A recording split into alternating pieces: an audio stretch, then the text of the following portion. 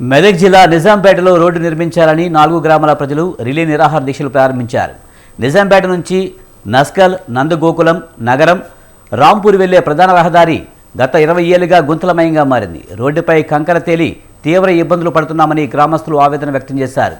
గత బీఆర్ఎస్ ప్రభుత్వం సుమారు 4 ఏళ్ల క్రితం పనులు ప్రారంభించిన మధ్యలోనే నిలిచిపోయాయి.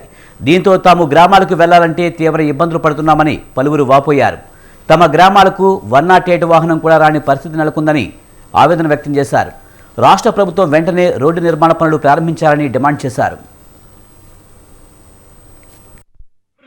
రోడ్డులో వెళ్ళే ప్రతి ప్రయాణికులు ఏదో రకంగా బైకులు స్కిడ్ అయ్యో, ఆటోలు బోల్తావాడో, కార్లు స్కిడ్ అయి పడి ప్రమాదాలకు గురై ప్రాణాలు పోయే ఆస్కారం ఉన్నది, జరుగుతున్నాయి. కాబట్టి ఆ కుటుంబాలు చిన్నాభిన్నం కాకముందు, ఆ కుటుంబంలో పెద్ద దిక్కులు పోకముందు ఈ ప్రజల బాధలను గుర్తెరిగి ఈ రోడ్డు నిర్మాణ పనులు చేపట్టాలని నస్కల్ గ్రామ ప్రజలుగా మేము కోరుతున్నాం.